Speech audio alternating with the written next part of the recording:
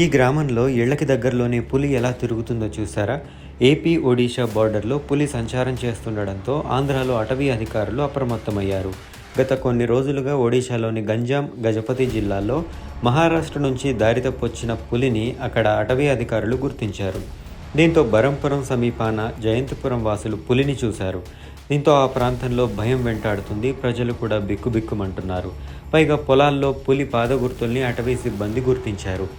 దీంతో బలియాగడ, పల్లి, జింకిపదర్, ఘటికాళువ తదితర గ్రామాల ప్రజలు తీవ్ర భయాందోళనకు గురయ్యారు. అటవీ శాఖ సిబ్బంది ఆయా గ్రామాల్లో మైకు ద్వారా ప్రచారం నిర్వహించి ప్రజల్ని కూడా చైతన్యపరిచారు. పశువుల్ని మేతకి బయటకి వదలొద్దని, ప్రజలు సాయంత్రం నుంచి తెల్లవారేదాకా ఇళ్ల నుంచి బయటకు ఒంటరిగా రావద్దని వాళ్ళు ప్రచారం చేశారు. పులి సంచారం నేపథ్యంలో శ్రీకాకుళం జిల్లా ఇచ్చాపురం సరిహద్దు వాసుల్ని పలాస కాశీబుగ్గ రేంజ్ ఆఫీసర్ మురళీకృష్ణ అప్రమత్తం చేశారు. ఒడిశా బరంపురం ప్రాంతంలో పులి సంచరిస్తున్నందున శ్రీకాకుళం జిల్లా వైపు వచ్చే అవకాశం ఉండడంతో ముందస్తు చర్యలకు ఉపక్రమించారు. గట్టి నిఘా పెట్టామని, ప్రజల్ని అప్రమత్తం చేశామని మురళీకృష్ణ చెబుతున్నారు.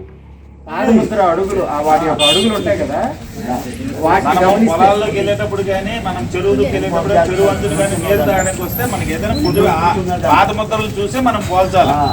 అర్థమైందా? అంతేగాని లేనిపోయినా అవన్నీ ఇచ్చేస్తూ అలాగని మనం జాగ్రత్తలు కూడా తీసుకోవాలి.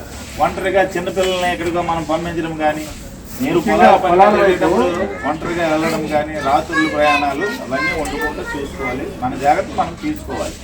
ఏదైనా సమాచారం మీరు అడుగులు కానీ, గాండ్రింపు కానీ, ఎక్కడ మీ దగ్గర పరిసర గ్రామాల్లో ఎక్కడైనా పులితో చంపబడిన ఆవు కానీ ఏదైనా ఇదైతే మాకు తెలియజేస్తే వచ్చి మేము వెంటనే చర్యలు తీసుకుంటాం.